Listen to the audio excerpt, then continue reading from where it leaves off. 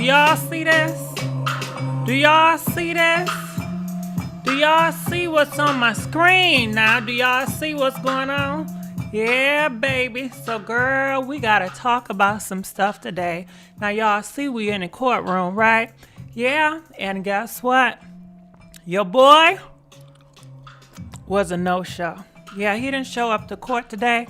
DJ, please be quiet. I can't even hear myself think. How y'all doing? What's going on? Please like this video. Please share this video. Please subscribe to this YouTube channel. But girl, we got a whole bunch of stuff to talk about. We got to talk about that Tory Lanez and Megan again, because so many people out here, they get it confused. They think just because Tory is not in court today. Now, mind you, this not the first time he done bailed. And I call it skipping out. Yeah, I call it skipping out. It's because he can make these albums. He can be on Instagram. He can have all these girls on Instagram showing their body so he can get more money and for his glory. But he can't come to court to tell the court his side. You know what? No. So he skipped the first date, which was in October. And now we at November the 18th. And yep, he's a no-show. So it's extended somewhere in January. So we got to talk about all of it. So I have the whole video here so we can play and stop and play and talk about it. I want to get y'all thing on it. Now, he said he's not guilty. Yeah, he said he's not guilty. Now, let me tell you something, okay?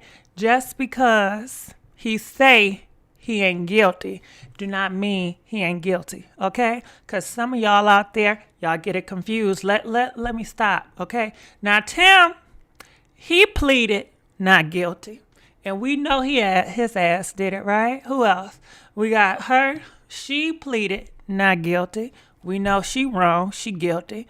He pleaded, R. Kelly, he pleaded not guilty as well, all right?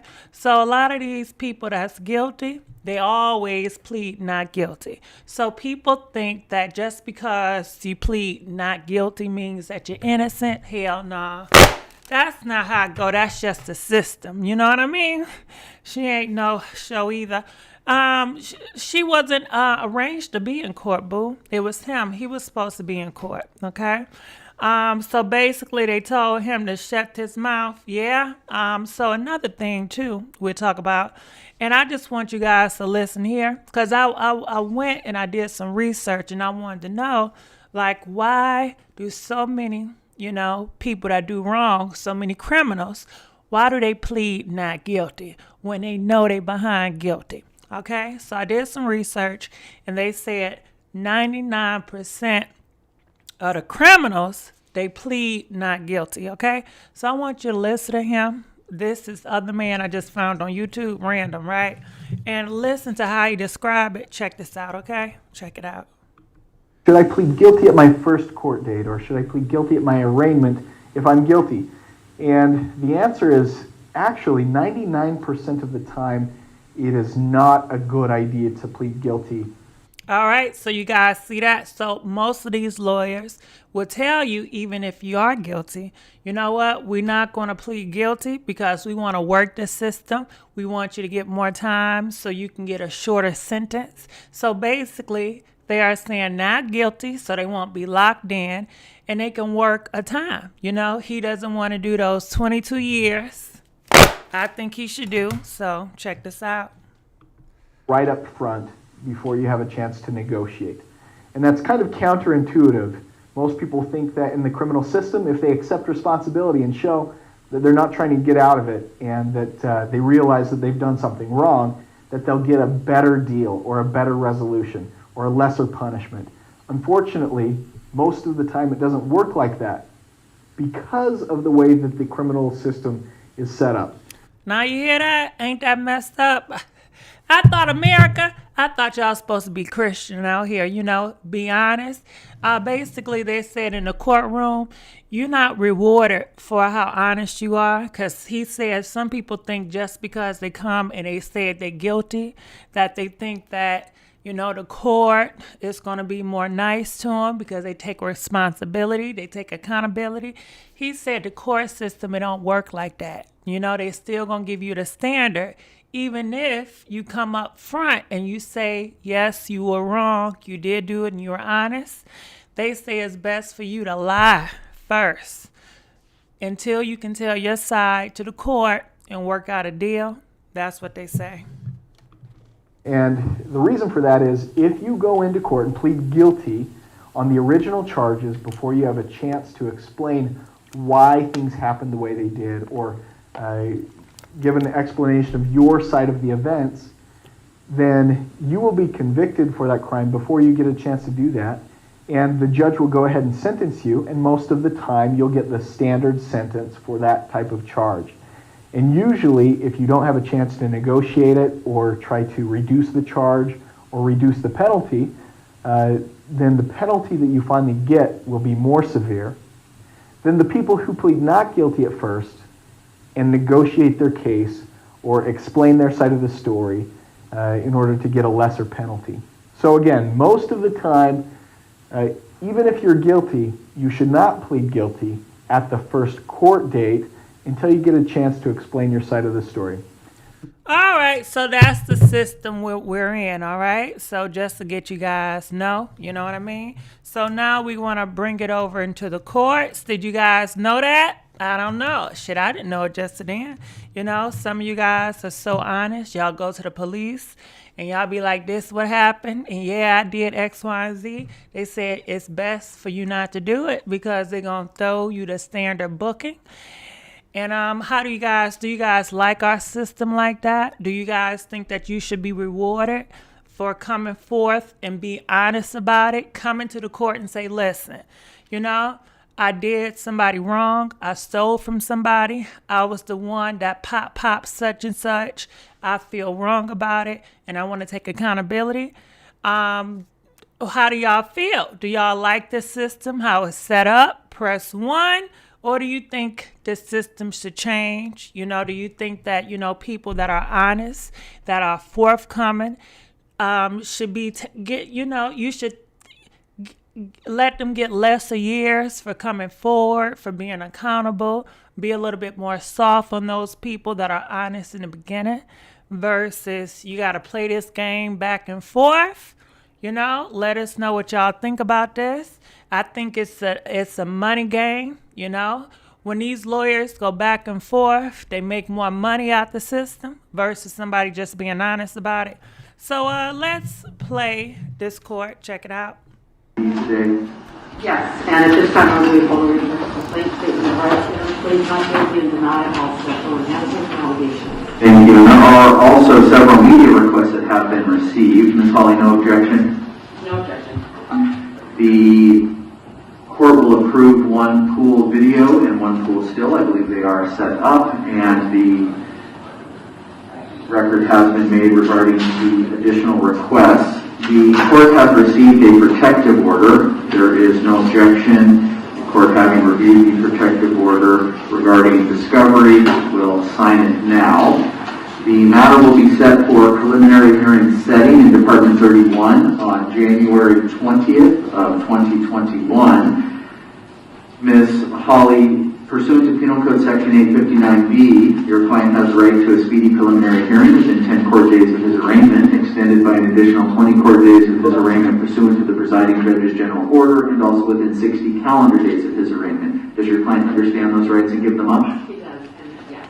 The request has been made that the matter be continued until January 20th with the understanding that the preliminary hearing. All right, so you hear the date, January the 20th. That's when we'll be back up here, and I'm sure, guess what, Tory, he gonna be a no-show, and he gonna come up with another excuse, cause that's what Tim Norton doing right now. Him right here. Yeah, that's what Tim Norton doing right now. We all know he wrong for that, but he keeps on pleading not guilty. He keep on extending the bail, cause he want, more time to get a good lawyer. He want the years to be down. He don't want to take accountability. And this the question I got. If y'all know y'all doing wrong, why do y'all do stuff especially when you know that it's illegal. It's a damn crime. But I think a lot of people think they can just get away with it, and that's the thing. They always want to get away with it. That's what it is. But keep on going. Begin within 15 court days of that date. Having waived the statutory speedy preliminary hearing rights, any continuance beyond that period will be governed by the good cause provisions of Penal Code Section 1050. Does your client understand that and agree to this time waiver? Yes. And do you join in those waivers? Yes. At the last court date, the court ordered counsel to ensure that Mr. Peterson had been served with a copy of the protective order. Did that occur? It did. Thank you. Bond is to stand. I would like to be heard with respect to the protective order issued on our last court appearance. Ms. Holly. Thank you. I'm just really seeking clarification from this court. I've had conversations with Ms. Todd about this. As the court may be aware, both of the individuals involved in this case, both my client and the complaining witness, are public figures, both of whom have recording careers and very active social media accounts. This week, for example, there was an interview published in a major magazine. Girl, do you see what she trying to do? You see what Tory doing? Tory is so mad that Megan did that QT magazine, and she was talking about the situation. He is so mad, girl. He got the lawyer talking about some, we want her not to be doing the interviews. You know, we feel like it's wrong for her to keep on doing these interviews. But she ain't pointing out how he's out here making whole albums, okay? She ain't pointing out how he's on here gaslighting the situation with little tweets here and there, how he gets on his live and how he talk all this stuff about what they did and what they didn't do. Because Tory, he ain't innocent. He keeps on gassing it up and keeps on talking about it. But watch, she ain't gonna say none of that. She all gonna put it on Megan in this interview. Check this out. In which the complaining witness spoke about allegations in this case that, from my vantage point, are prejudicial not only to my client but to the proceeding itself. And I recognize that this court has no jurisdiction over a witness, and I don't necessarily have a problem with the witness exercising her First Amendment rights. However, the protective order potentially, at least arguably, prevents my client from responding in a way that could be perceived as a communication with the complaining witness. He is very mindful of that. It is very difficult, as you might understand, for him to read these things, to which he strongly objects and denies, but wants to be in full compliance with this court's order, and is therefore not speaking out in a way that would refute these allegations. And so I simply wanted to seek clarification from this court, given that he has a recording career where he has made songs in the past that to a certain extent address these issues. And there are, as I said, articles coming out in which the complaining witness is addressing them very specifically. And I simply wanted to know from this court. Child, do you hear her? She did all that rumbling, keep on blaming it. Megan did this and she's doing that interview. That boy Tory, he does music video talking about Megan. He does 17-track albums and he get money from it talking about Megan's situation. He laugh about it. He's on live. He gaslight his fans to talk about it. He go behind the scenes to all these blogs, twisting the words and stories up. Girl, bye. But you know what? I can't blame her. You know why? Because she's getting paid to do Tory's bidding. Yeah, she's getting paid to do this. She's getting paid to say what she's saying. She don't believe it. She don't mean it. She know Tory is wrong. She know it. You know what I mean? It's just like that 45 president. You know, all those Republicans, they know Mr. President 45, they know his ass is wrong. But they got to keep on playing the game, you know? And it's sad how they doing. You know what I mean? What your point of view was in that regard. The protective order that was issued by this court speaks for itself. The court is unclear at this time specifically what your client would seek to do that might possibly be in violation. What I would propose is that if you know specifically of something that your client would like to say or do that you believe might be in violation of this protective order, that you set forth that question in writing and provide the people with an opportunity to respond. That will be due in writing no later than the next court date. Should you seek to have the matter litigated prior to then, please. All right, so basically what he's saying, because I know I can half-ass understand what he's saying. I can't stand when they talk all that straight talk. So basically he's saying, okay, listen, if you feel like Tory want to say something, you need to have it in writing so they can get it approved by the next court date, okay? But ain't nobody bringing up the 17 track. Ain't nobody bringing up that music video, that he's doing. He's undermining her story. He's playing these games while profiting off of her pain. But they not bringing that up in court. She's not bringing it up in court. And it's a damn shame, It's really sad. Ask that the matter be set on calendar in the future home court. I appreciate that. And just so that the record is clear, the court is clear, he has not reached out to her directly since this occurred. This incident occurred back in July. I think that we're speaking only to social media or recordings. And so the court's aware. My understanding is that after the protective order was issued, the defendant did in fact post what I believe was roughly 30-minute Instagram live video, essentially talking about the facts of the case, but to which end he discussed specifically the witness or the victim and implied certain things about the victim lying.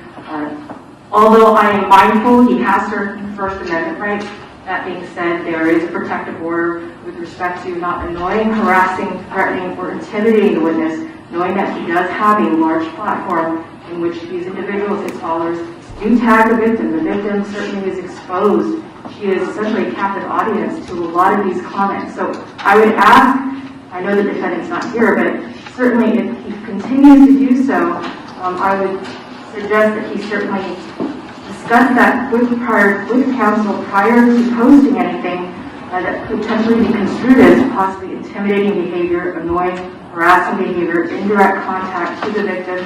He has been subjected to threats already as a result of this case, and I do certainly have concerns with her safety and anything that may be perceived as possibly threatening this witness. The court will direct the parties to Section 12 of the protective order that was issued. It states that Mr. Peterson must have no personal, electronic, telephonic, or written contact with protected persons named in this order.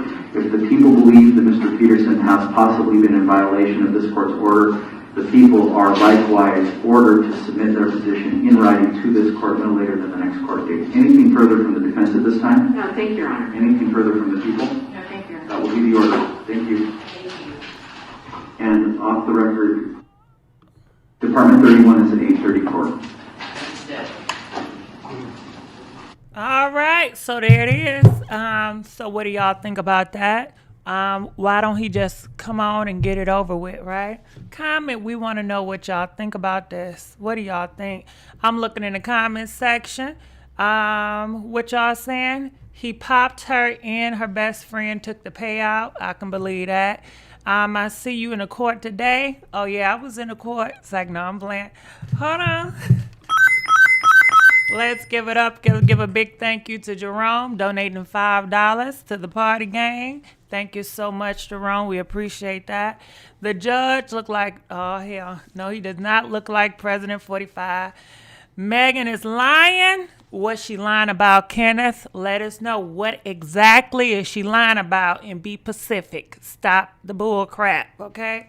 Why they were arguing is their business.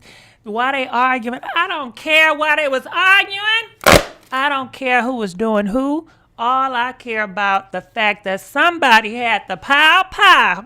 Now, how you gonna mistake that? How you gonna mistake and pull out the pow, okay? Why you need to pull out the pow? You know, who was the pow intended for? Pow ain't nothing to play with. Once you pull out that pow, playtime is over, Playtime is over. Hell nah. And then you want to aim the pow, And then you want to click on the pow. Hell no. Ain't no mistake, because you got to take that thing out, okay? That's one move. You got to point that thing. And then you got to pow. That's 3 mistakes, okay? Hell no. Ain't no way that's a mistake. Y'all talking about some mistake. Ain't no mistake. Stop convicting Tory. Nah, he already convicted. This is the trial. Okay? Look, this is the damn courtroom, and this the trial. He's on trial right now. Every time we talk about him, he's damn on trial, okay? And we say his ass is guilty. He's guilty, okay? 2 wrong, need to go to prison. He was intended for Megan. She was injured. It wasn't the case. Meg would be screaming. He's innocent. Oh yeah, if Tory was really innocent, I'm sure Megan would step up for him and say, nah, Tory didn't do it. He didn't mean to do it. Megan, she's a sweet person like that. Even though she come out talking about she's a freak, I honestly don't think that Megan is really a freak. I don't think she is what her music is. That's just my opinion. I feel like a lot of people, their music personality, it does not line up to who they really are, But, she give y'all what y'all want to hear. You got magic powers, Kenneth. You know her personality? Yes, I do. Shoot. Yes, I do. If she got injured by the bullet, the medical documents would have stated that off the rip. By the law, they did. Look it up. Cedars-Sinai said it. Cedars-Sinai. How did parts of the bullets end up at Cedars-Sinai Hospital? And it came from Tory Pow. Well, they doing miracles now. And mind you, when the story first surfaced, I was taken up for Megan. Well, you just switch sides. I don't mean nothing. What that supposed to do? Didn't add up. Who gets back in the car with the pow? Well, you know what? A lot of people get back up in the car with people that put paws on them. Let me ask you something, Lene. Why do a lot of these wives and these girlfriends go back home to the man that put the paws on them? They go back home to the man that busted their lip. They go back home to the man that busted their eye. Why do they go back? If that's the case, hell, why do you go back to a man that cheated on you and humiliate you? You know what I mean? So that's that. And she already told y'all she was not planning to talk about it. She was going to keep this a secret. But the thing that got under her skin was when Tory was out in these blogs trying to change and narrate the story to try to get the thing off of him, it really pissed her off. And that's when she said, okay, all bets are off. Because you did it, and now you're going back and you're being nasty about it. Okay, so I'm letting go. Because you don't have to do me like that. I didn't deserve that. And because you're trying to save your ego, because people are saying this and they're saying that, you want to change the narrative around, that really got her pissed off. And I get a lot of people pissed off. And a lot of times, when you get pow, you don't know how your ass gonna react, because a lot of people out here, they'll do you wrong and then they'll lift you up afterwards. I ain't mean to do it like that. We friends. I didn't mean to pow you. It was a mistake. I'm sorry. Some people do you wrong and then realize, oh shit, How many people out here that got good friends and then they screw your man behind your back and then afterwards they be so nice to you? How many of these husband and boyfriends, they cheat on you, and then after they get finished cheating on you, they bring you flowers and they want to lift you up and take you out to dinner and say, baby, I love you so much. Right after the finish, they got after doing what they was doing. A lot of times they be guilty and shit, you know what I mean? And sometimes these people, they know, they be like, damn, I thought he cheated on me. I was gonna say something, but my gut tell me he doing something wrong. But he's so nice to me right now. I don't want to mess this moment up, so I'm just gonna forget about it. How many times these men put paws on you and then the next day they buy you Chanel bags? And these girls be like, oh, well, shit, he didn't mean it. Like, he just got mad. Maybe I caused it, you know. I don't know, but he got me a Chanel bag, girl. He loved me. He taking me out to dinner, and he doing X, Y, and Z. And, you know, because he don't want to go to jail. He don't want you to leave, you know. And then sometimes if you're dealing with people that are bipolar, sometimes they do you wrong and then they feel sorry for it. Then they like, please forgive me. You know, I can't live without you. I love you so much, baby. You the best thing that ever happened to me. Until they do it to you again next time, and it just comes repeat cycle. He do you wrong, then he lift you up. And he treats you like a damn yo-yo. Picking you up, throwing you down. Picking you up, throwing you down. Picking you up, throwing it down. And that's just how people are. And then some people tell you, girl, you need to stick with it. Fight. You know, every relationship ain't smooth. You got a good one. Yeah, he pop you in the eye sometime. Yeah, he dog you out sometime. Yeah, he cheat on you sometime. But guess what? He's a provider. And ain't nobody gonna love your kids like he gonna love your kids, okay? And what man don't cheat, you know? What man don't go upside your head sometime? You know you can't go better. You can't do better than him. He really love you, girl. You better stick with it. He love you. I'm telling you. I know he love you. I can tell. You know, he just got anger problems. Look how his daddy was. He can't help himself. You need to stick in it. Don't give up on him. Don't go call the cops on him. You know how many black men we got up in the system, girl? Yeah, you just need to pray about that thing. Let's go to church. Try to get him in. Well, he don't want to go to church. You know, he ain't for all that. But just pray about it, baby.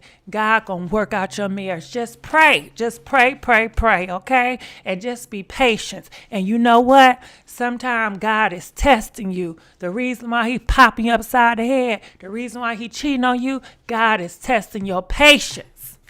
But trust me, give him a couple of years and he gonna come around. He gonna realize you so good to him and how you has stayed down to him and how you ain't never left and you kept the same attitude and you was gratitude and you was a praying woman.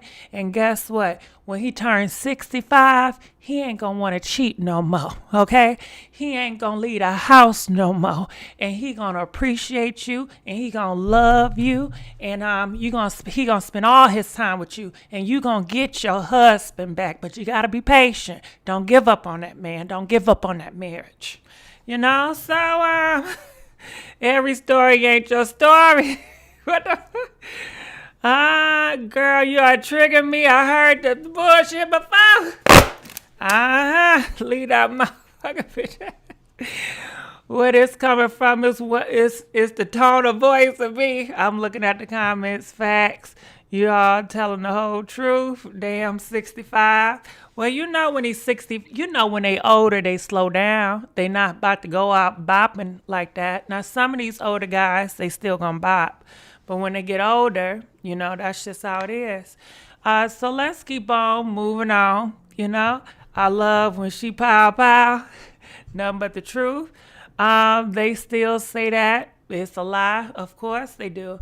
But let's go here. This your girl, Cardi B. I don't know if you guys know, but from Billboards, she won, y'all can't even see it. Billboard, she won Woman of the Year. What do you guys think about that? Are you guys giving her kudos? Do you guys think that Cardi B deserves Woman of the Year? If you feel like she does, press 5. If you feel like somebody else deserves to be Billboard Woman of the Year, press 6. Let us know how you feel about Cardi winning Woman of the Year, Billboard. You know, let us know. Wow, Woman of the Year, while dressed like a witch. Okay, 5. All right, Cardi, my girl. Well done, Cardi. All right, so we got a little love for Cardi. All right, so Cardi, she does have something to say. Even though I'm on a blog, you know, it's a lot of Barb fans on here. So, of course, this, you know, let's just see what they say up on here.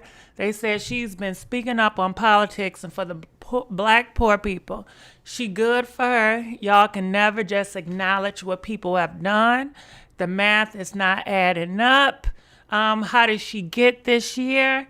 What she do for the women this year? She doesn't deserve it. How she the only one that had a one song? Well, I guess that one song did it all, you know? So Cardi B, she can speak for herself, and she's speaking up. Comment, let us know. Check this out.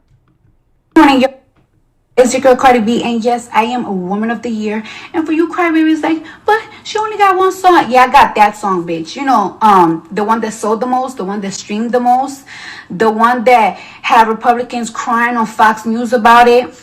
The one that have a song that's about to be 6-time platinum in 3 months. The one that had your grandma popping her pussy on TikTok. Yeah, bitch. That one. And on top of that, but like for over a year, you know what I'm saying? I've been influencing, using my platform for y'all to vote, not just when Joe Biden was going against Trump. I've been informing y'all about y'all senators. I've been informing y'all about district, midterm elections, using my money, my own money to meet up with these candidates like Bernie, flying out, tired after shows. Yeah, that's me, bitch. Even when y'all was crying like, but you don't represent us. Yes, I do, bitch. I represent America, okay? And I wanted to change. And that's exactly what the fuck I did. And eat it up. I'm just that bitch. Eat it up with a spoon so I can get a mouthful. Morning, y'all. It's your... All right, for the confidence. All right. So what do you guys think about Cardi?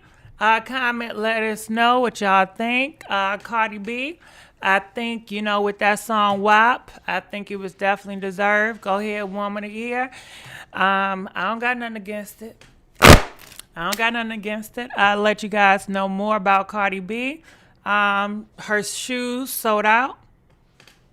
She came out some shoes with Reeboks, and they are all sold out everywhere. I think they sold out within a week. So she definitely making great business move, great business decisions. It seemed like she's going to be here for a while. You know, her journey was not easy. In the beginning, a lot of people said, Cardi B, you're just a one-hit wonder. Cardi B, you're never going to make it. She can't rap. She can't do this. You know, you need to fix your teeth. You need to do this. But she did not let all that get to her. I mean, she did let it get to her. She came back, keep talking smack, but she kept on going on. You know, she did not allow that to stop her. And look at her now. She got shoes. She's an international rapper, okay? She's an international rapper, and that's something to be applauded because a lot of female rappers do not get to say they are international rapper, and they have influence all around the world. And Cardi B did it. You know, she really did it. Cardi B is definitely not one hit wonder. Cardi B is definitely not. I'm looking in the comment section now, so say what y'all got to say about Cardi. Megan had 2.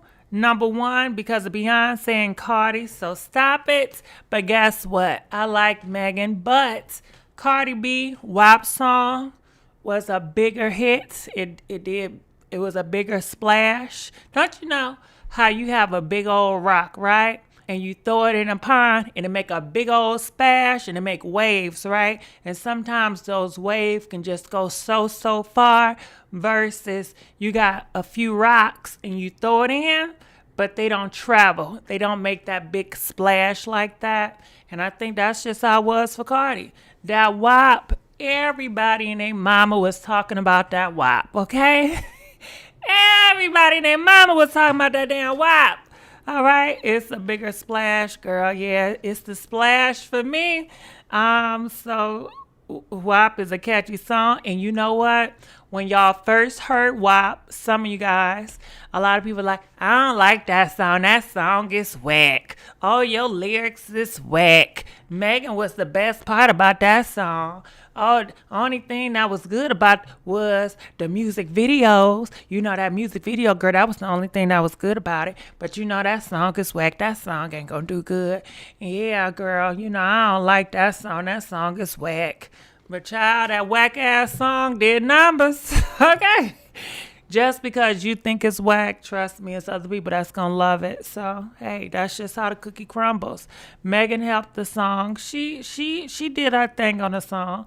Cardi wins always, period. And Cardi also mentioned that she was into politics, you know, and she came from a good heart. And I think that she's genuine when it comes to her politics. This is not the first time I heard her about politics. I remember before she was even known to be a rapper. When she was doing that Love and Hip Hop, before that, she was talking about politics. She has a love, a passion about politics. So, to me, I think it's definitely genuine. It comes from the heart. So at least Cardi gave Meg her props, though. I love Meg and the Truth. Megan album's coming in 2 days. The album gonna flop too. Now listen, I don't think she mind y'all talking about her album flopping, because when y'all say her album flop, usually it do good. When people say, "Oh, your songs ain't gonna do good," usually the shit do good. Why is she in politics when she ain't educated on politics? She can't even construct a sentence. Well, Kim Impossible, we are all in politics. We are all in politics. Either we're being used to be used, our story to be used in politics, just like you can have a conservative network. They use Cardi B all the time. They say, well, listen, look what this artist is doing. This is what she's doing to our community. But they're using her to sell a point into politics. So Cardi B have every right to say what she got to say dealing with politics. You all do. Politics involved everybody in the world, it's nobody that, oh, you can't say this. Yes, you can. And if you don't know, guess what? Just figure it out, learn about it, educate yourself about it. Everything they do in politics is not right.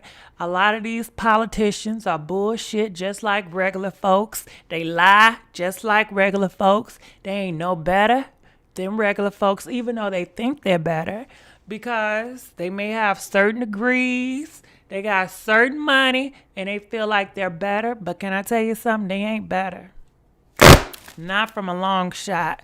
So why hate? Why not speak positive? I'm all for any women winning. Stop hating.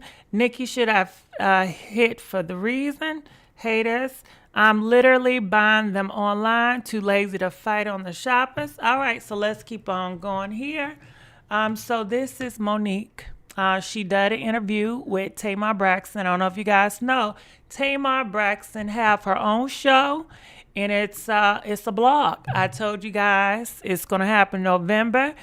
Tamar is a very busy girl. She's always working.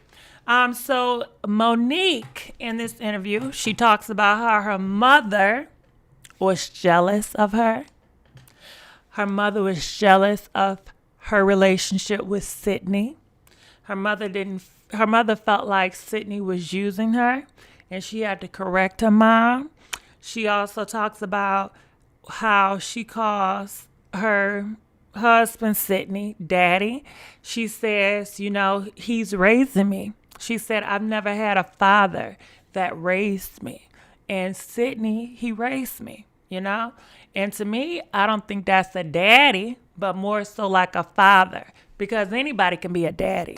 That's why we hear, that's your baby daddy, But it takes a father to really raise, sons and daughters. It takes a mother to raise, sons and daughters. That's just how I feel about it. I think anybody can be a daddy or a sperm donor. So a lot of people just felt like it was kind of odd. Like, why would you call him daddy? And she admits she does have father issues. And she's learned so much from Sidney. Sidney has corrected her. And this is their love. And she thinks that more people should be like them, So I'm going to let you guys listen to it. And she also told Tamar she should have stuck in with David, So check this out. I'm going to stop talking. Check it out. Here we go. Let me say this to you, baby. It took some time. Okay. But what he did say to me was, I'm going to wait for you to come through it. I'm going to, oh, girl. Oh, that's good. I'm going to wait for you to come through it because it is rough. It is hard. And he would always say to me, do you want to go up the rough side of the mountain or the smooth side of the mountain? Because if you go up the smooth side, God damn it, when it get rough, there's nothing to grab onto when you're coming down. We're taught so quick to quit. We're taught so quick to give up and give in. And I remember coming up, watching my mother and father, and my parents stayed married till they died. Did you hear me?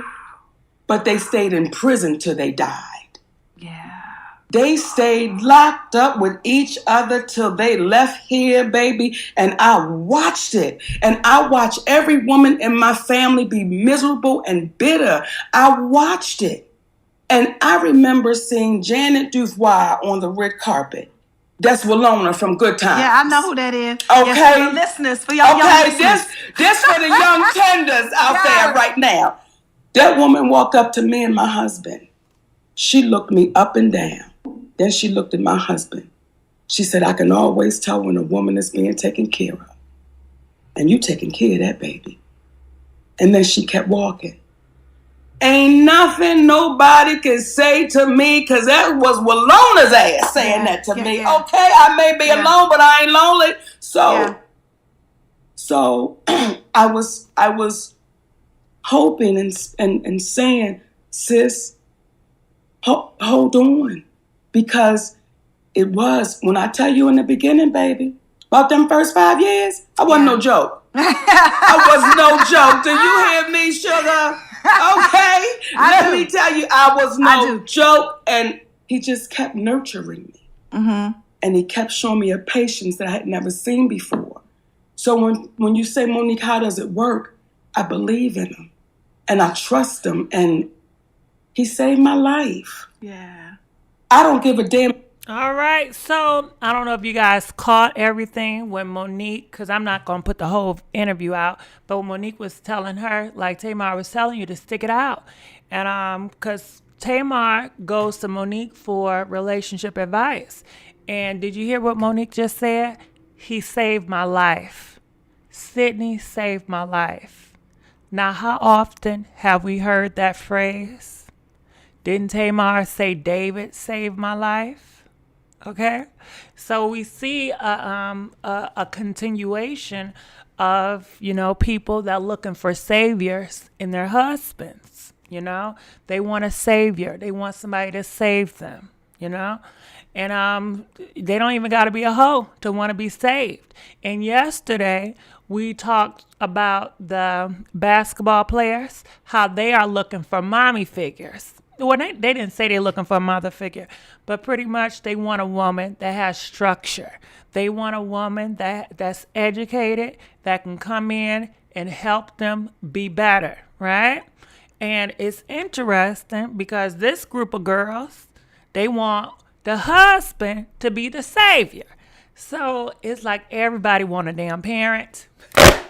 What y'all parents ain't doing y'all job, okay? Because all these people out here, they looking for daddies and they looking for mommies. So let's keep on playing. Talking about business at 2 o'clock in the morning. If we talking about the generations we'll never meet at 3 o'clock in the morning, I don't care, because it all go together. Yeah. I don't look at it like that. And when my mood is crazy, because I can get a little crazy. Yeah, we all can. We all can get a little crazy. Here, say, come on. What you need right now? What's going on with you right now? So I say to us, when you can fight for it, fight for it. Because if you keep wanting it to be easy, guess what? You'll be in relationship after relationship after relationship. I know I put my hand up. That's my third husband, and I had quite a few fellows in between, but no judgment. So, okay. We're all looking for happiness. No judgment. We're all trying to find it. Come on, baby. We are trying to find it. Yes. But what I had to realize was I had it. Yeah. I had it, but I just had to allow someone to unlock it. Yeah. When I tell you, me and my mother, Tamar, we went through a tug of war till she left this earth. We never fixed it. I watched my mother become envious. I watched my mother become jealous. And this is a man my mother's been knowing since I was a child. Now, remember when I was telling y'all she talks about her mama being jealous and envious of her and Sidney relationship? Ain't that deep? Ain't that deep? And then she gonna turn around and talking about the reason why she called her husband daddy, because her father didn't give her the teachings that Sidney is teaching her, right? So that's interesting. But in the beginning, she talks about how she saw her mother and her father grow up together in the house and how they loved each other. So it's all kind of interesting. Oh, but I watched it, and then she said to me one day, you know what, Nikki? You've given Sidney all the power. And I said, Mommy, what you're seeing me give Sidney is called respect. And that's something that you and my father couldn't come to grips with. So it's not me. Ooh, girl, you should be talking about your mama like that. She said her mother and father could never come to grips with respecting her. With respect. You can't understand it, mama. You can't understand when I'm respecting this man. You can't get that. You can't grasp it.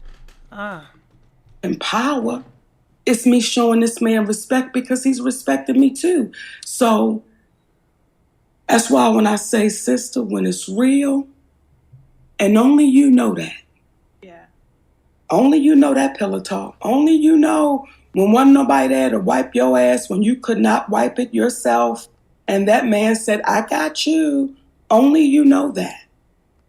And then I had to learn how to reciprocate. Because I thought it was just all about give it to me, fix me, help me, heal me, make me. Wait a minute. One time, that's why I tell you, Tamar, I was wild as shit for the first 5. Okay? Wow. Yeah. I remember one time, I had asked him to go get me some water. Just something just this simple, right? Yeah. To go get me some water. No problem. We go downstairs, get the water, whatever. Let's say about 3 nights later. He want me to go get him something. I was like, Can't make it. Right. What's the problem? What's happening? Don't you know? Don't you know? And he said to me, so let me ask you something. Do you think in this relationship that I'm only supposed to do for you? Well, ain't nobody ever said that to me, Tamar. So that's the same thing I did to my head, too, and my shoulders. I had to sit back and get my ego in check and said, I never considered that. So when people say, Monique, what you doing different? I'm being considerate. And I'm trying to be as patient as I can because somebody is showing me patience when I don't deserve it.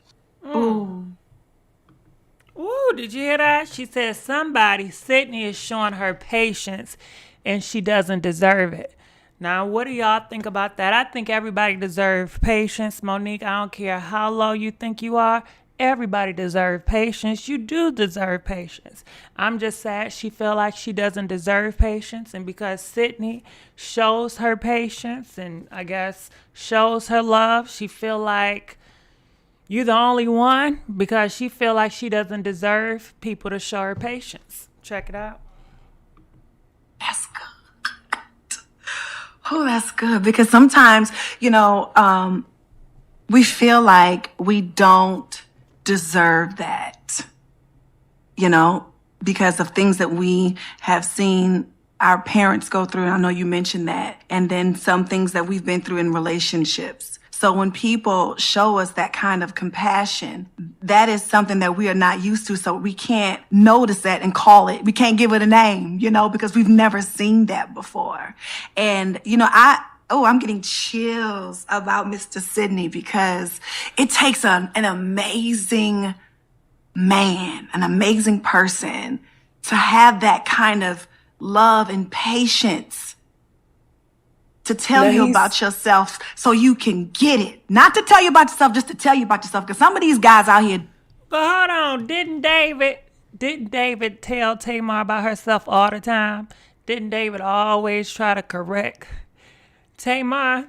Now, Tamar, you just got finished going through some stuff. I think, girl, I ain't gonna say much. But Tamar out here giving advice about, let me keep playing. That shit, right? But I'm talking about tell you about yourself so you can understand it. So I can love you the way that I can love you the way I'm supposed to love you because you're giving that back to me. Oh, that's so good.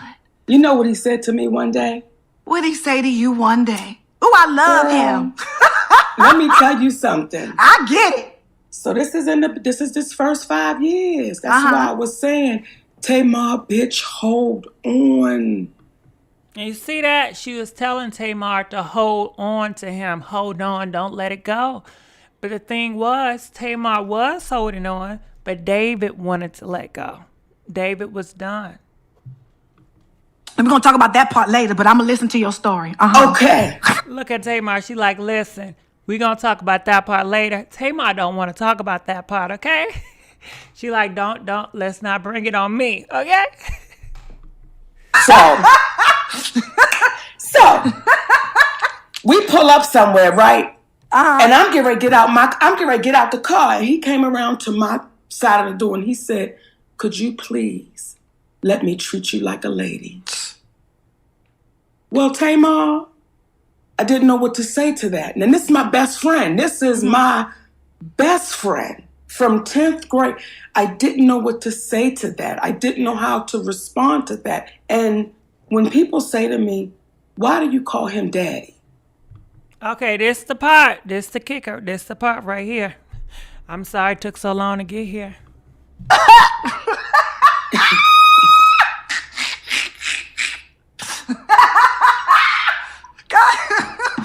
Okay, go ahead.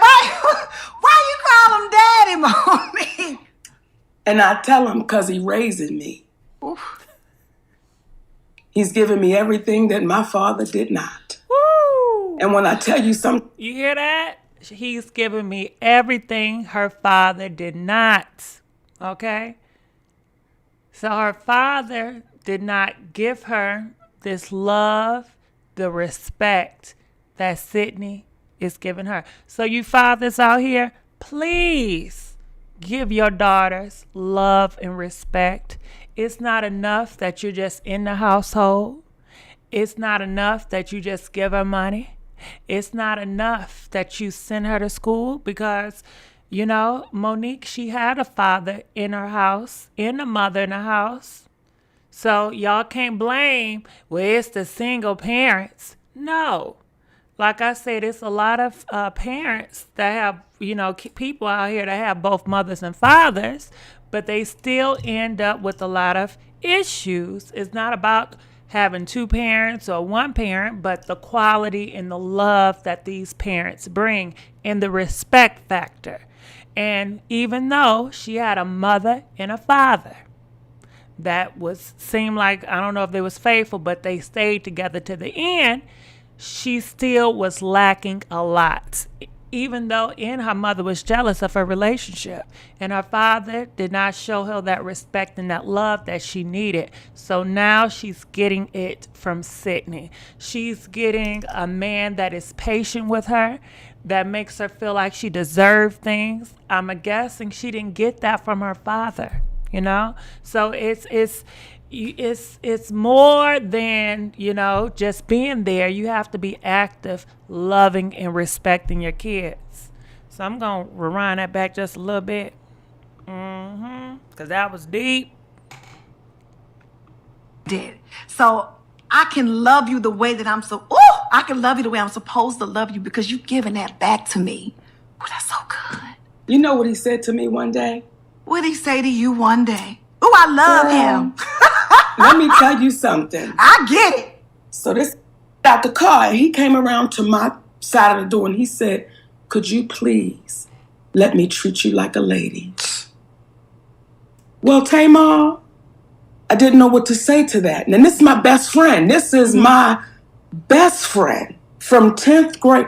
I didn't know what to say to that. I didn't know how to respond to that. And when people say to me, why do you call him daddy?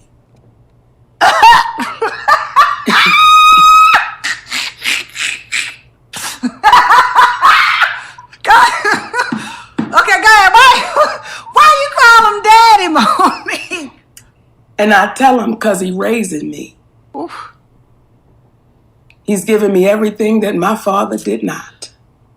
And when I tell you sometimes it can be so goddamn embarrassing and it's just me and him in the room, see, it ain't nobody else in the room. And he's had to say some things to me, Tamar, that has taken me to my knees. Mm-hmm. And then he'll pick me back up and he'll say, is anything I'm saying to you not true? And I'll say, everything you saying to me is true.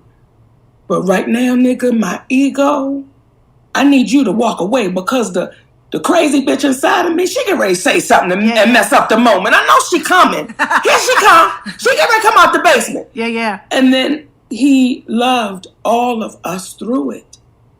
He loved all of us through it. So when I say to black women, y'all, please, if you have a good one, let your guard down and let it happen. And you're going to hear some shit that's going to shock you. Because when you got a king, he's got to prepare you to be the queen. Yeah. And so many of us ain't got the queen training. So when we get the king, we don't know what to do with this shit. We don't know. Because now we think you trying to boss me. Nigga, you trying to boss me? Or No. you know what it is for me? It's the other people who put the label on your relationship. Like, then we let he's him. controlling because he's protecting you. You know what I'm saying? Like, Yes. it's those things like that. Or you call him a king, so he must be dominant. You can't call your man daddy now. You know what I'm saying? Or you less than a woman, so you don't recognize. Girl, what y'all think about that? Now, somebody said this is Precious 2.0. You know, I did think about that.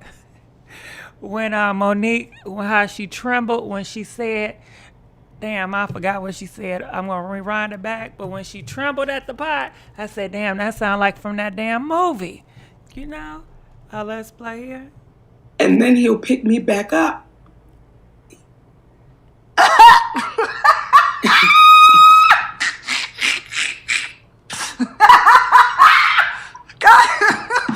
Okay, go ahead. Why you call him daddy, Monique? And I tell him because he raising me. Oof.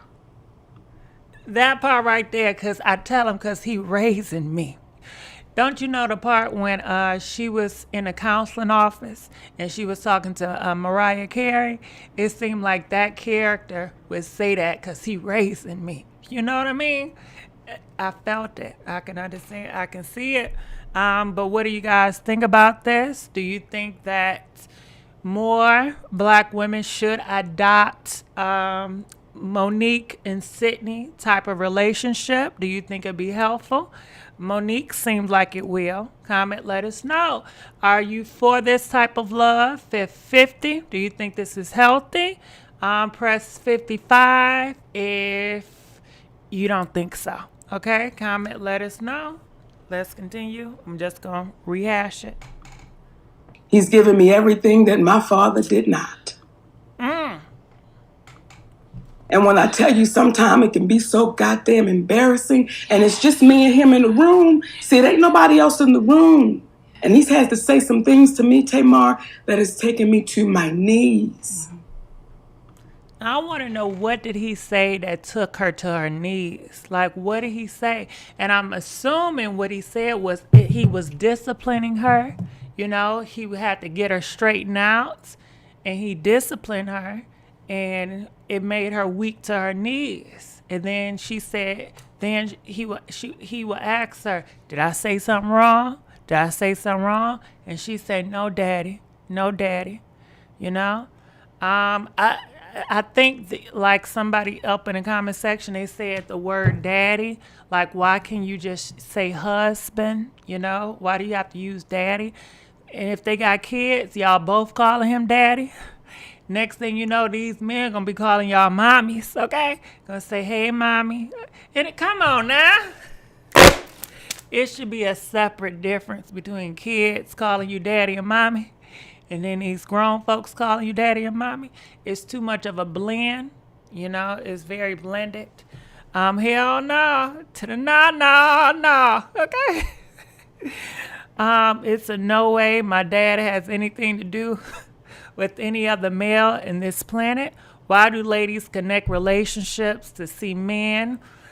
I don't know. She said because Sidney, maybe, she wanted a father like Sidney. Could it be that? Could it be she wished that Sidney was her father? And he has all the qualities she ever wished in the father. Do you think that's what it is? Do you think Sidney makes her call, him daddy? Or do you think this all Monique doing? Do you think Monique came up with this idea in her head and she wanted to stick with it? I think it's Monique. I don't think, but shit, I don't know. His ass can be like a David, because I thought David was very sweet. I didn't think he was that aggressive, so I'm not sure. It's called therapy. That's what she needs. But it seems like she gets her therapy from her husband. She gets everything she needs from her husband, He's giving me very much daddy issues. So this is just a clip on their Instagram. I'm just going to play a little bit, not too much. You guys, they do a lot of counseling for couples.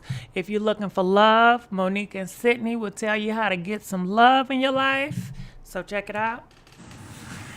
Hello, my sweet babies. Every time. Hello, my loves. I'm Monique. And I am Sidney. And this is Monique and Sidney's open relationship. It's been a minute.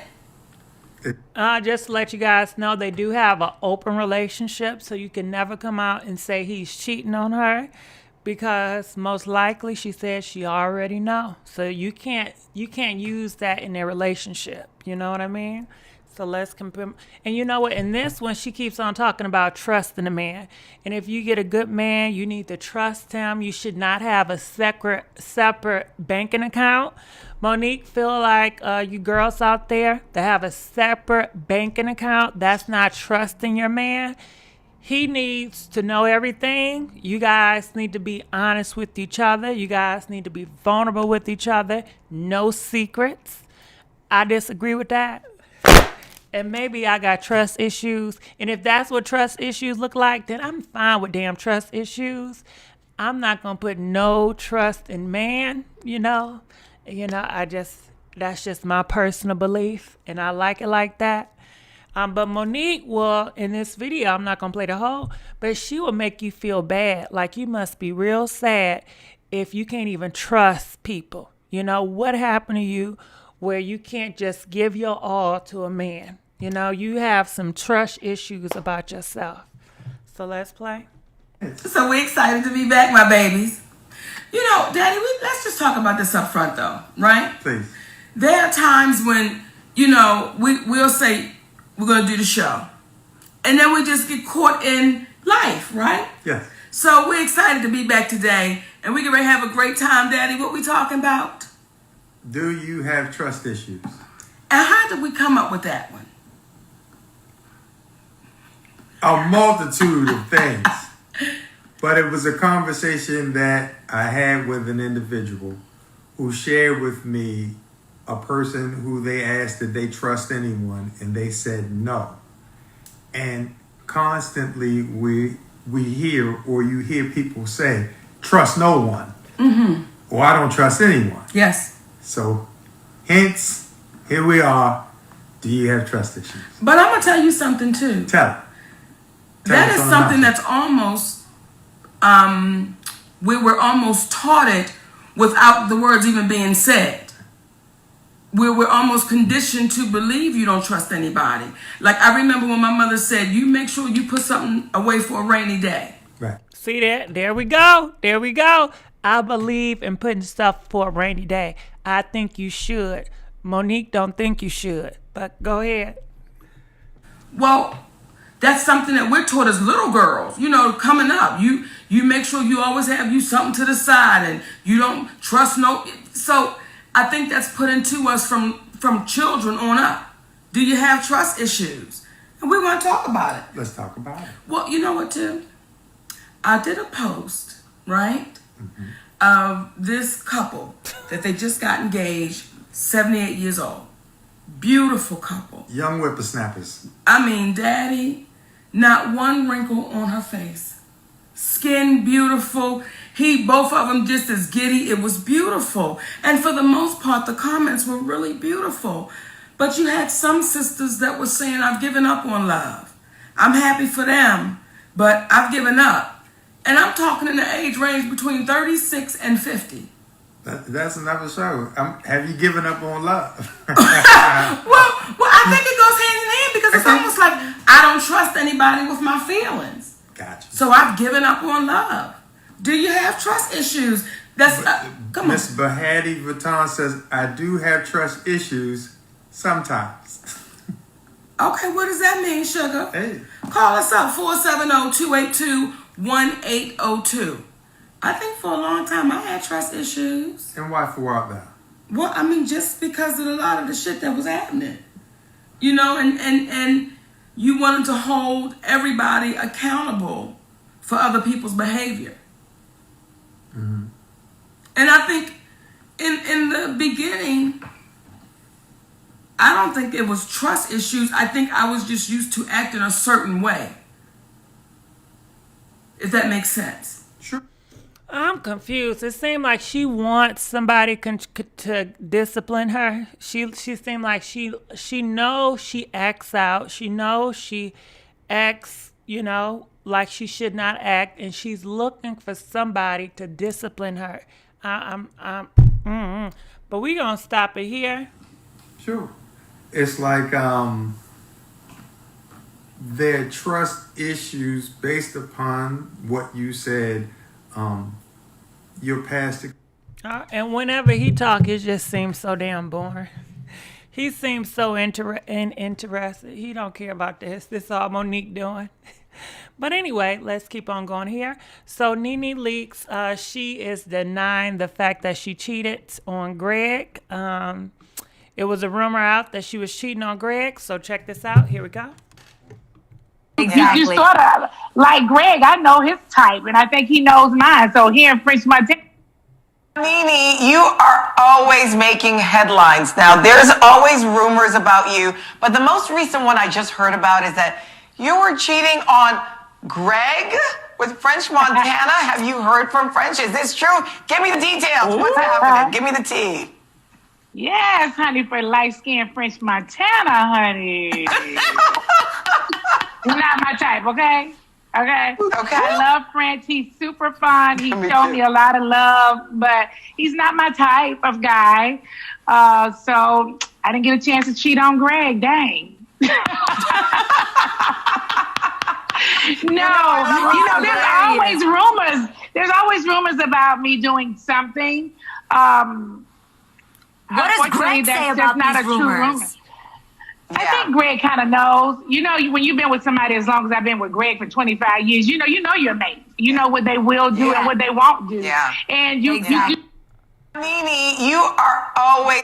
All right. So what do you guys think about that? She said no, it did not happen. So where did this rumor come from? You sort of like Greg. I know his type, and I think he knows mine. So here in French Montana, I think Greg was like, "Ciao, bye." We love Greg. We love Exactly. Why don't you talk about the part where when we was in the truck, you was letting French touch all on your snatch? That's right, you was all up under French Montana, a whole married woman, Nene. So what I'm gonna tell you is this: you better fall all the way back, keep everybody's name at your mouth, because if you keep coming for people, guess what's gonna happen? It's gonna be more stuff aired out, more receipts shown, and I don't think you want that smoke, boo. So fall back. Why don't you talk about the part where... All right, so that's where it came from, from this girl saying that Nene allowed this rapper to do some stuff to her. Who knows? Nene came out. She said it didn't happen.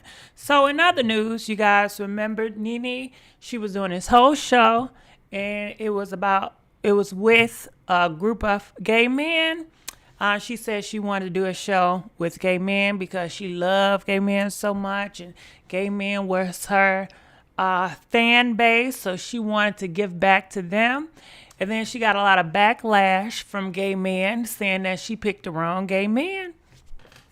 So now she comes out with a new show, and she wants to know, what do you guys think about this lineup, all right? She said, my dream cast, you see how shit change? Now, see, I thought she wanted to do stuff for the gays, right? But I guess that wasn't her dream cast. She just felt sorry for him, I guess. I don't know. But she said my dream cast for the read session, it's still called the read session, is Phaedra, Bootsy, Tokyo Vanity, myself, and yes, my ever-changing revolving chair for my gay guys. What you think, honey? What y'all think about this shit right here? What do y'all think about this? What do y'all think about this? I think Nene is full of shit. I really do. It's like how you want to do stuff for the gays, and then you gonna come out, you gonna shade their ass and say, you know what? This for real, this the cast I really wanted anyway, you know? I just really got with y'all because I don't think I can get my dream cast, and I felt sorry, but this is really what I really wanted, okay? And then you get Bootsy, and everybody knows Bootsy don't care for the gays, and the gays don't care for Bootsy. So it's very a contradiction, you know? So what do y'all think about this? A gay cast member with Bootsy, that's questionable. That's some bullshit. Yeah, Nene is full of shit. That's what it is. She full of shit. So my hubby and I called each other mommy and daddy. Okay, so the kids will learn. Okay. So that's that on that. So do you guys think that she gonna get this show? Do you think this show is gonna be something? Comment, let us know. Let us know. So let's go here. So T.I., he got something to say. He says rappers, well, this is not T.I., but T.I. reposted it, okay? So he says rappers are the most targeted people on the planet, targeted by police, by other rappers, by media, by civilians, and everybody else that feel like we shouldn't have all the things we have. So basically, he's just saying that everybody's jealous of rappers. Comment, let us know what you guys think. I think T.I., I think he full of shit too. You know, I don't feel like this is true at all. I think that he's coming from a very selfish place, self-centered. Rappers are the most targeted people on planet Earth. False. Clearly, he don't know about those girls in the Middle East, in Africa and Asian, and how they are targeted and abused and misused. There's so much going on in this world, and so much going on in America. I don't even think rap is on the top 10 list, honestly. But what do you guys think about this? No, it's by other rappers first, then the popos. And why do you think that, I guess, rap people are so jealous of rappers? Is it because these rappers boast a lot? Do you think these rappers start a whole bunch of bull crap? Are these rappers gossiping a lot? Are these rappers putting bad energy out into the world with their music, with their piling each other? So I think all that plays a part. You know, if these rappers, and it's not all rappers, because all rappers ain't the same, you know? Will Smith was a rapper, and he ain't targeted. You know what I mean? Maybe them gangster rappers, but every rapper is not a gangster rapper. You got rappers in China. You got rappers in Africa. You got rappers in European. You got rappers and you know, rappers all over the place, honestly. So I don't think it's just rappers. They are scared of black men in America. Do you think that's what it is? Do you think they're really scared of black men in America? Do you think that's what it is? Do you think they're more scared of the black rappers of America? Or do you think they're more scared of the black educated man that's coming up in America? Which one do you think poses more of a threat? Comment, let us know. Comment, let us know. Do you think that the black rappers pose more of a threat? You know, press 60. Or do you think the black educated man that's trying to go up in the world? Maybe the black educated man that's trying to be the president. Do you think he holds more of a threat? Press 65, Who holds more threat? The rapper or the black politician that's moving up? Comment, let us know. Who holds more of a threat? Let us know. They've been flossing money and let people in 100. Which they started. I'm looking in the comment section. Both. Comment, let us know if you say both. Break it down. How is a black rapper that is pretty much talking about pound, his own people, that is disrespecting black women, degrading black women, how is he a threat to the top system? Comment, let us know. Please let us know. Just a black man with money. You know what I was watching last night? And I was telling you guys, I've been watching this, Spartacus, okay? And I think maybe certain people are afraid that black people will be a Spartacus, but I have not seen a black Spartacus yet. And if you don't know the Spartacus story, Spartacus started off as a slave to the Romans, okay? So the Romans, they felt like they were better than everybody else, right? And they had slaves. And one of the slaves was Spartacus, and he was a gladiator. And some of the slaves broke free in a house and they sliced and diced their masters, okay? They rebelled against the system. Next thing you know, they was freeing slaves left and right, okay? They were slicing and dicing different masters and they were freeing slaves. So they started to have an army of slaves. And then they started to take over Rome itself. And it posed as a threat, And Spartacus, he believed in every man should be free, He believed in equality. And one of his things was any slave that wanted to be free and wanted to join their cause, he would allow him, even if, some other bull crap happened. You know what I mean? But I don't see that here a lot, Black man with money and power. All right. So black man with money and power, who is that? That's Puff Daddy. He got money and power. Do you think he's come off as a threat? I don't think so. I think it has to be more than money and power. It has to be their intention. Do they want to help their,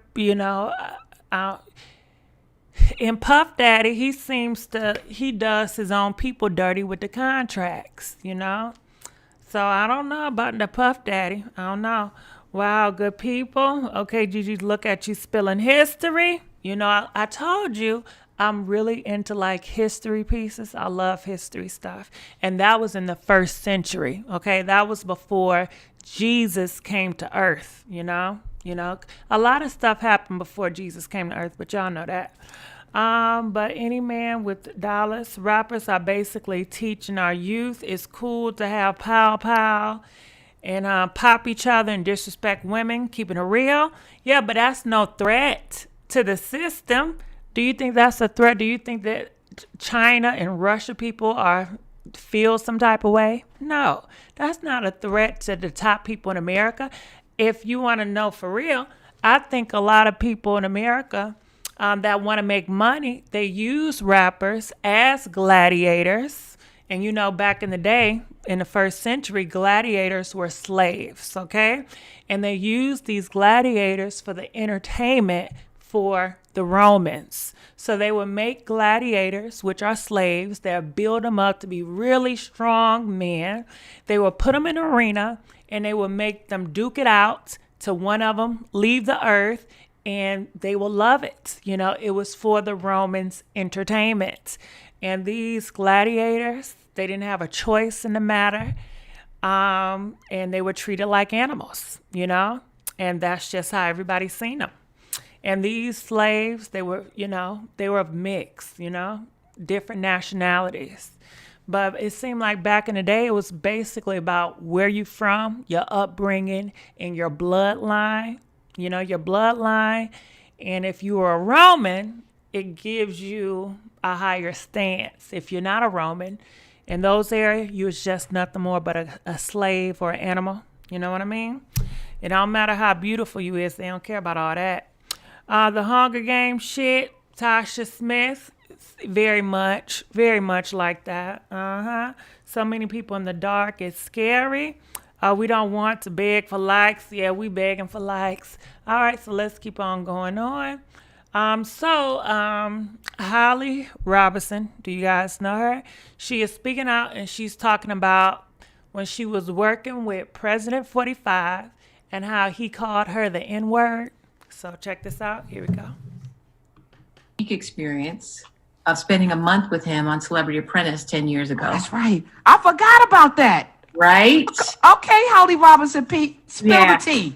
Let's go.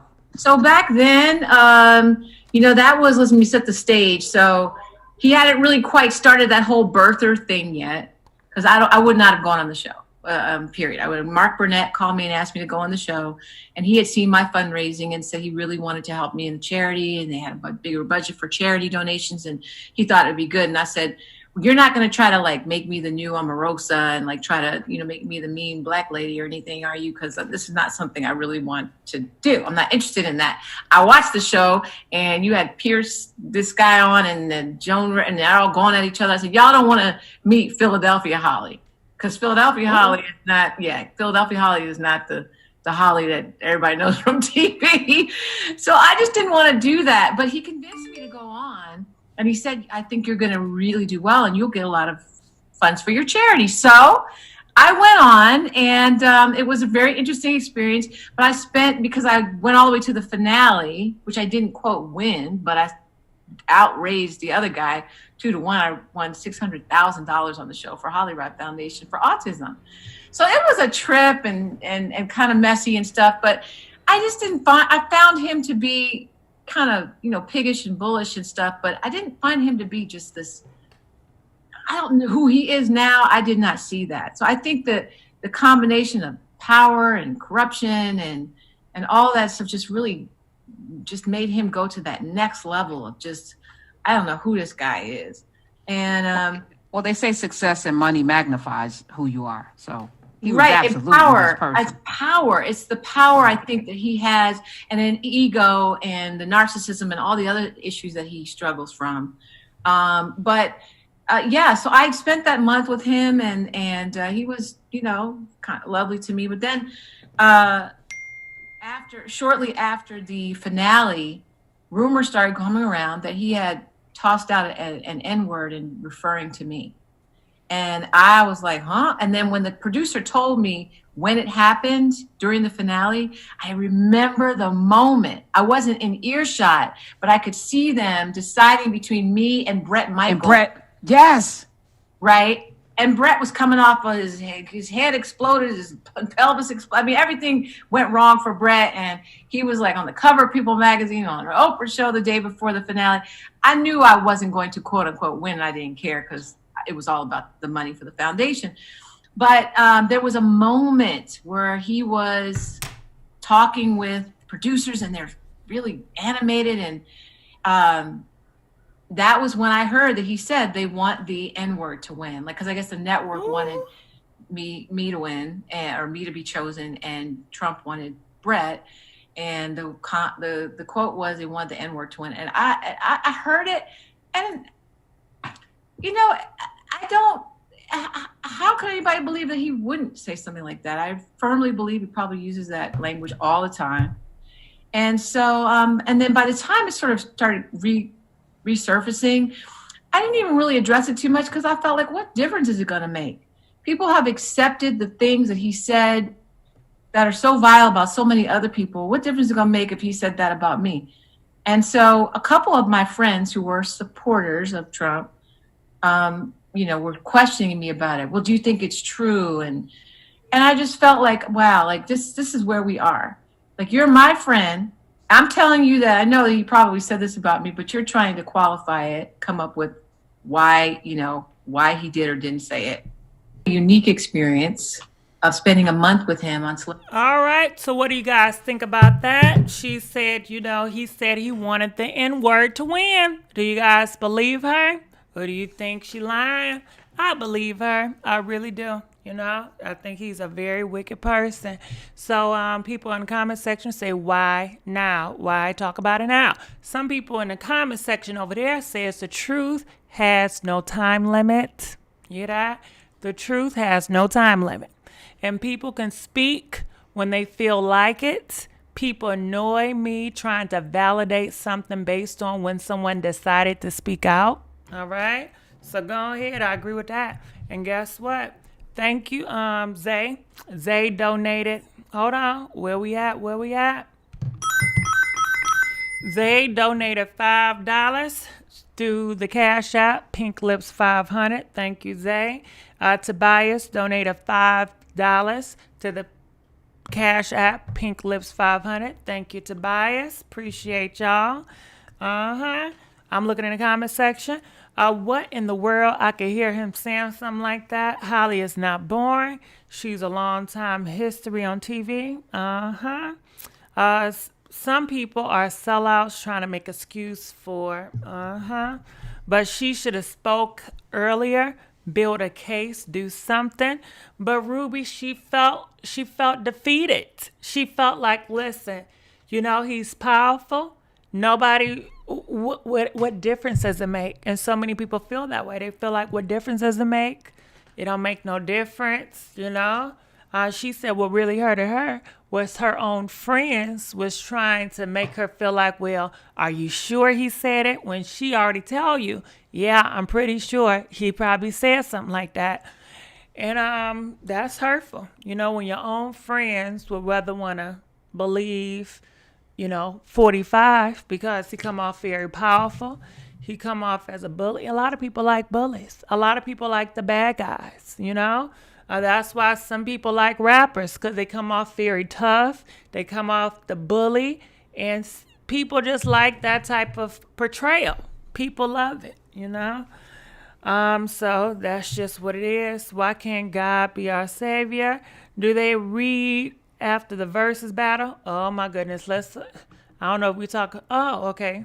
We'll talk about the versus battle, but this is Khloe Kardashian. A lot of people felt like she kind of looked kind of different, and she's speaking about some type of award. So check this out. Here we go. I think I don't really know how many people care about my speech, and it's not a speech. It's making me nervous when I say a speech.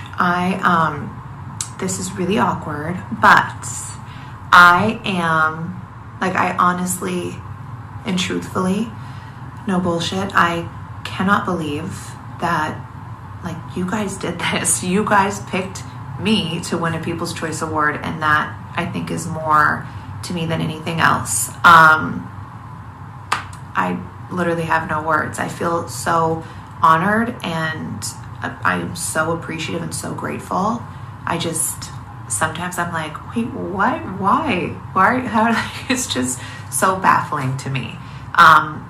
But I feel really good. I feel blessed. I have given so much.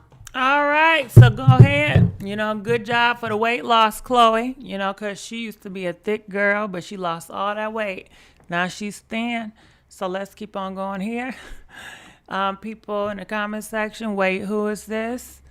This is the face I last remembered. They're trying to dog her out. I read 30 comments, and most were trashy. No one commented to talk about the single thing we tweeted about. Khloe, you deserve to be best reality star because all of your sisters show the most vulnerable, personal stuff. That's what reality TV is about, and love. All right, I think that was nice. So let's keep on going here. So we have this guy. I don't know what he do. He's an athlete, right? And he got sons that are athletes. And listen what he tells his sons about women. Check this out. You're never going to meet a nice woman, especially in basketball. You're not going to find nobody like I found your mom or my mom and dad. Because here's the thing. if you're in this profession, which you got all this fame and notoriety, how are you going to meet a good girl? You're not, because what you're going to meet her in the restaurant where you eat, or you're going to go to a club where you dance, or you're going to meet her at the arena. So I hate to tell you, you're going to meet a hoe. Just how it goes, son. And then you got to wonder, then the first thing they're going to say, oh, I didn't know you did that, man, with the Googling and all this. Oh, yes, they do. They know about you before you even get there. So, son, that's the bad part of the life you're going to get, is you're never going to meet a good woman. And by the time you do, let's say you get 30, and then you meet a woman and she's 30. You got to wonder why she by herself at 30. So there's something that's dangerous, no matter how good they look. But have a good time, son. I feel bad for you, but hey, I love the fact you made it.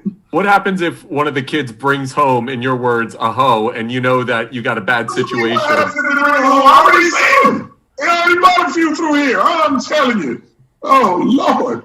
Hey, a lot of them look good, and man, but they got different motives. And hey, I just tell them to be careful out there, man, but you're never going to know what you get, because usually, where do you meet a nice woman? If you have a job and you go to your job every day and she works at the job, you see her every day. You know what she's about. You go to school, you see her all the time. You go to church, you see her all the time. My sons are not going to church every time. They're not in no school, and their job is traveling to 40 different states.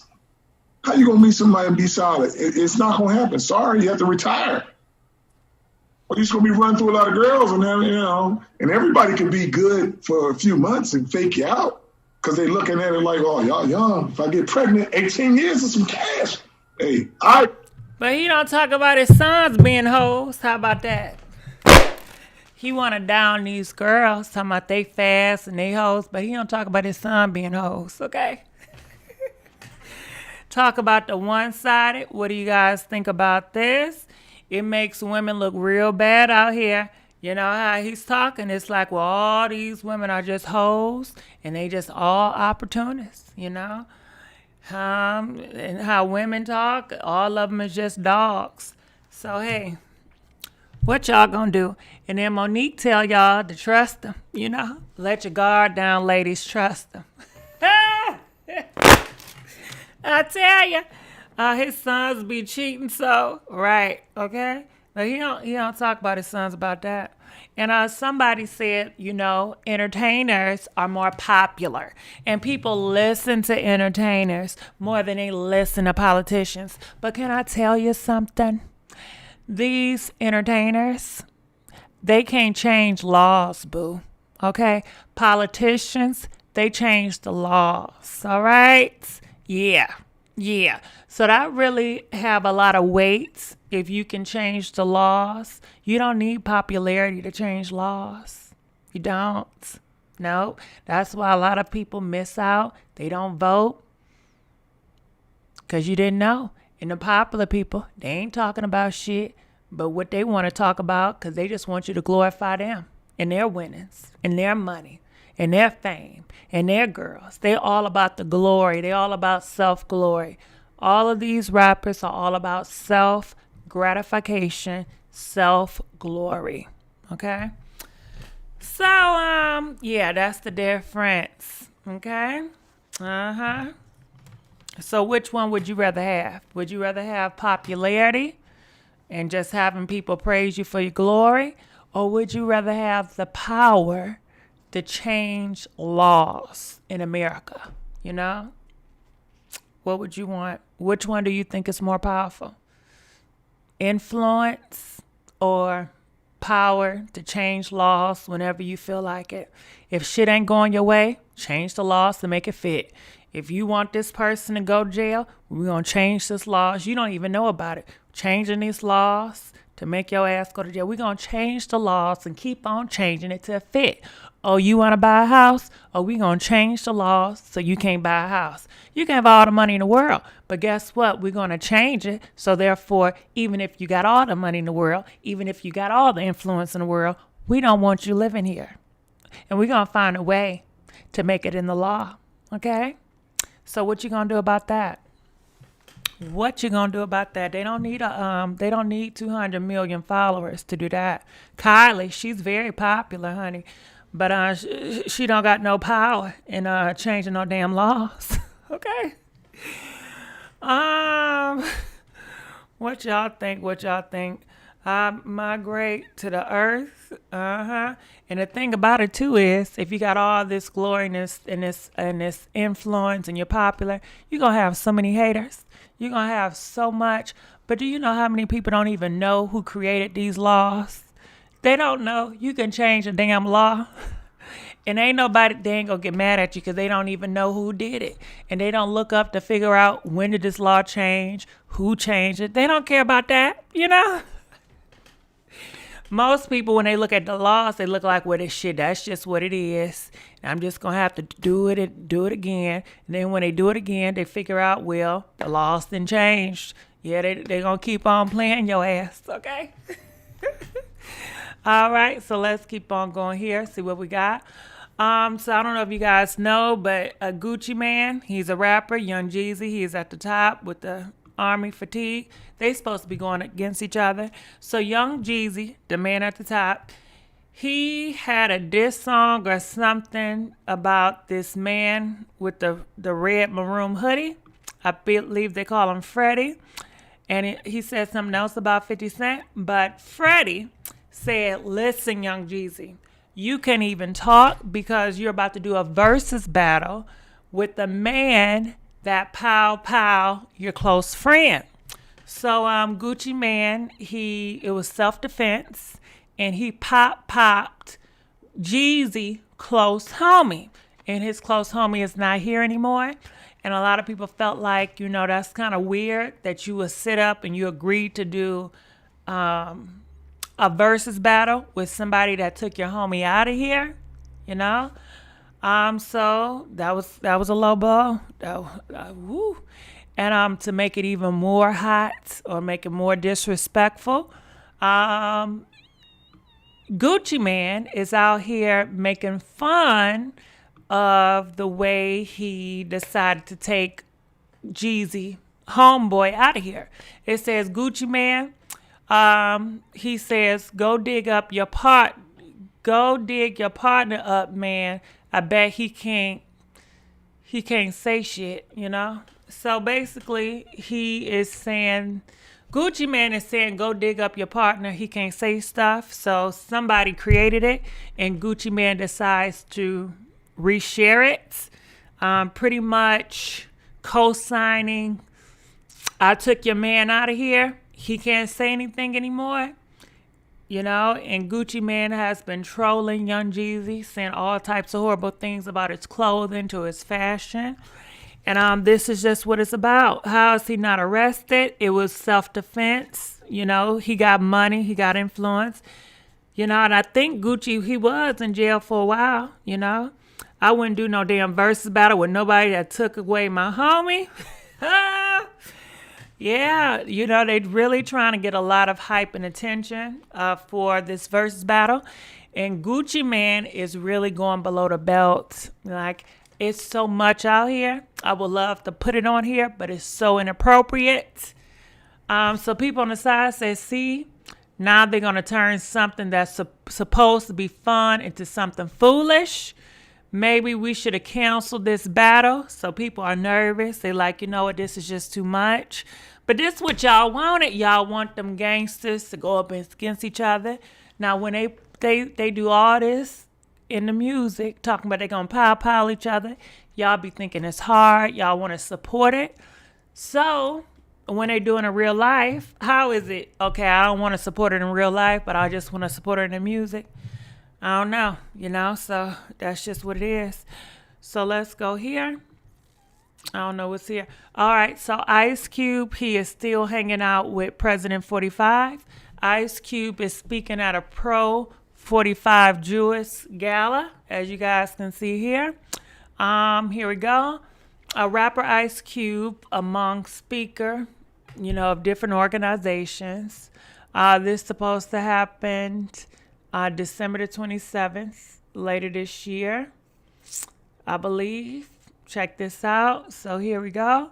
So some people were talking about that. The date is December 27, 2020. And as you guys can see, Ice Cube picture in the middle. You know, the black man right there. So that's, oh my God, that picture though. So yeah, so that's the update on Ice Cube. He's still, you know, hanging with 45, you know. So check that out. Go ahead, Cube. You know, he doing what he believe is right for him. They didn't have to use that picture of him like that. What else do you expect they was gonna do, you know? Come on, do you forget who you dealing with? But the thing is, Ice Cube don't mind. He don't care. He don't care. He does not care. So what do you guys think about all this? What do y'all think about all this? All right. So it seemed like we talked about a lot. Comment. Let us know what y'all think. A mess. He has to look. He just didn't want that 60% tax. Well, hell, I don't know. But I love you guys. Please like this video. Please share this video. And just on the ending note, I did break my fast this morning. I broke my fast. I had me a lemonade and some peanuts. That's what I broke my fast for. I wasn't even hungry either. I was not hungry, but it's one thing I get real irritated with. If I can't sleep, I get very irritated. And for the past couple of months, I could sleep peacefully, and I sleep for a long time. But last night, I cut everything off for an hour or two. I was still looking at the black walls. I was so damn frustrated. Have you ever been that way where you want to sleep, but you can't sleep, and you cut everything off, and it's so dark, but you can't go to sleep? Oh, my goodness. And I said, listen, I'm going to give myself 20 minutes. If I don't go to sleep in 20 minutes, I'm going right in that kitchen, and I'm going to drink that damn lemonade, okay? 20 minutes came. I said, bump it. I'm drinking that damn lemonade. What I tell you, I stayed up for 2 more hours, sipping on that lemonade, looking at movies. I just couldn't sleep. I was so annoyed, you know? I get really annoyed if I can't sleep. You had insomnia? I had something, but I couldn't sleep, so I get annoyed. That's one thing I don't play around with my sleep.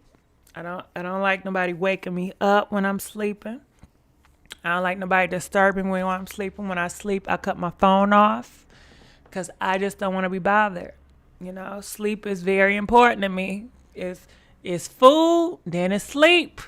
Food and sleep. Don't mess with my food and sleep, man. Okay?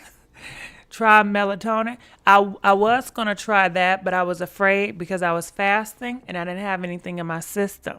So I was afraid if I took a melatonin, maybe it will really knock me out for real. And when I'm fasting, I just like my body to just do what it do on its own. I don't want to add anything to it because I feel like it takes away from me fasting. So I didn't take any melatonin because I didn't have anything in my system. So I just stopped it. But I'm going to go back on my fast this Saturday or Friday. So I'm about to get crazy, you know. I bought some watermelon today. I got these big old watermelons. And I'm going to have all tonight. I'm just going to eat a big old watermelon. Okay.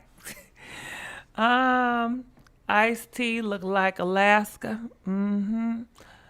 Taurus. Nope, I'm a Libra, not a Taurus. I may be up late, but I caught a live watching while making dinner. I know that's right. I crave pork when I skip meals. Yes, watermelon is life. And guess what I know about watermelon? It doesn't have a high sugar, and it's 90% water, so it's good. And it's not high in carbs. Because a lot of fruit is high in sugar and high in carbs. But I did my research. It's low in carbs. And even though it tastes sweet, it does not have a lot of sugar in it. And it just have a lot of water, you know. So I'm like, and I love the taste of watermelon. And the guy that picked out my watermelon, oh my goodness. I love that guy. I don't know who he is because I went Instacart shopping. I did one at Publix and I did one at Kroger's. Because at Kroger's, I don't prefer their fruit at Kroger's. I don't trust Kroger's fruit. But at Publix and Whole Foods, that's why I prefer to pick up my fruit. I just think that their fruit products is more fresh and they take care of their food better. And it's not a whole bunch of people picking over their food like they do in Kroger's. So the man came from Publix. He was so nice. He was texting me anything else you want, whatever. But the person that was shopping at Kroger's, pissed me off. Woo, pissed me off. They done got me some stuff, and do you know it's expired? Like when you shop for people, you got to make sure you look at the date, okay? Because I'm not about to eat nothing expired. Do y'all look at the date when y'all go buy stuff? Everything you put in your buggy, you must stop, look at the date, see the expiration date.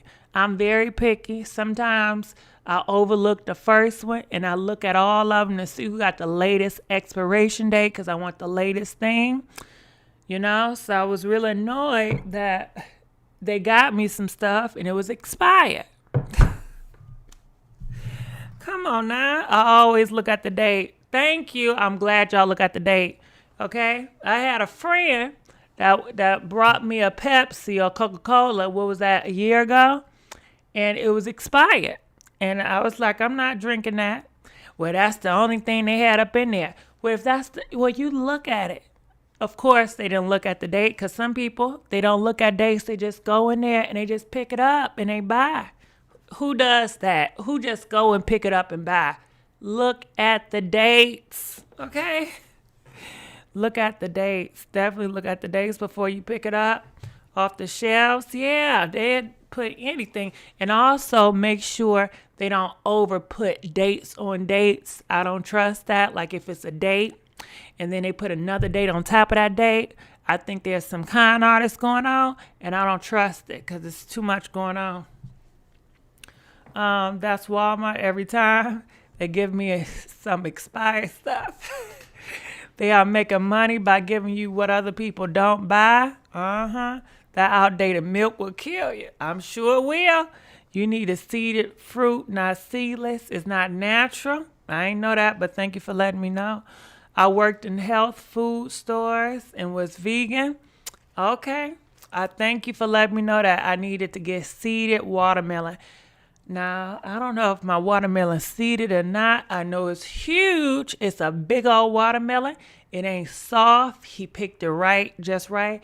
And when I tell you that watermelon is so damn cold, it is cold, you know. I'm like, this is some good old watermelon.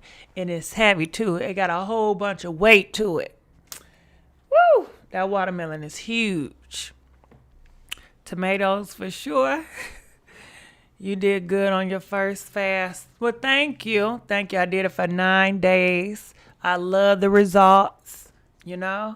And even though I had some lemonade and I had some peanuts, I got on that scale today, or just right now. Girl, I done gained a pound. I gained a whole pound. Damn. God damn. But you know, a lot of times they say when you lose weight, a lot of times it's water weight. So when you drink water, some of the water weight come back. But I'm going to go back on that thing on Saturday.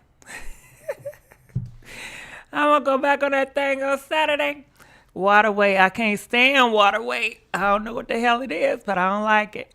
Thank you for the watermelon facts. Yes, Gigi. I was about to say you losing weight. Okay. Oh yeah. I'm on a listen. Shit. Hey. I'm tired of being a buffet. I'm trying to turn it to a damn snack. Okay. And I think this is a great time during a Rona. You aren't supposed to be doing that no way. I just think it's a great time for me to go on my fast, you know? So that's just what it is. The fruits in Africa are fresh and amazing. Water weight. Well, I guess after I eat this watermelon up, it's going to be a whole bunch of water weight added. I can lose 10 pounds in a week. Go ahead with your bad ass. All right, well, I'm going to get out of here. I love you guys, and I'll see y'all sooner than later. DJ, please pump that beat. Here we go.